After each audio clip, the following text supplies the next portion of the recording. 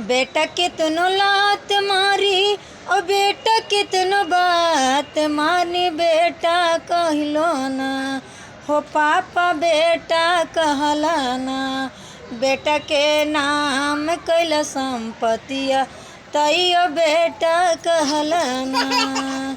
बेटी के तनो मान करी और बेटी के तनो कादर करी तैयो पापा ना। बेटी के पराये काहे मनला, बेटी के तब पापा ना। बेटी के पराया काहे मनला, पापा तब बेटी के ना। बेटिया बेटा वाला पापा तू धन दौलत या रजला, बेटी के कोखिए में ना। बेटी के कोखिए पापा काहे तू जनवा लिहला ना। बेटी के कोखिए पापा काहे तू जनवा लिहला ना। बेटा नहीं करे वतना बेटी कर दिखाई है, तैयो बेटवे के मनला ना। पापा बेटवे के मनला ना। बेटी के दूसरा के हाथवा धरवला, पापा बेटवे के मनला ना। बेटिया के पापा तू काम में काहे पढ़ावला, बेटवा के ज्यादा ना।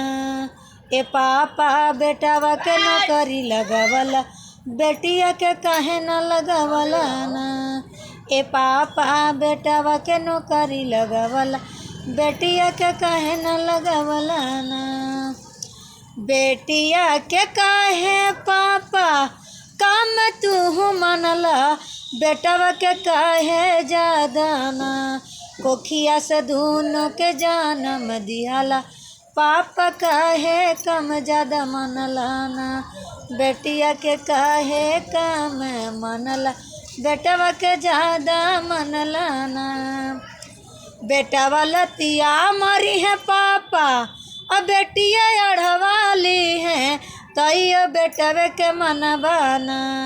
बेटी के पराया काहे मनला, पापा सुनी लिहाना। बेटी के पराया काहे मनला, पापा सुनी लिहाना।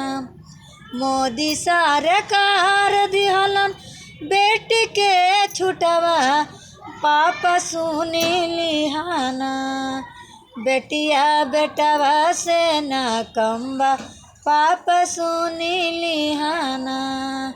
जितना पापा बेटवा करी है उतना बेटिया करी है, पापा दूरंक ना करिहाना। बेटी के एक सामान मानिहा, पापा दूरंग ना करिहाना।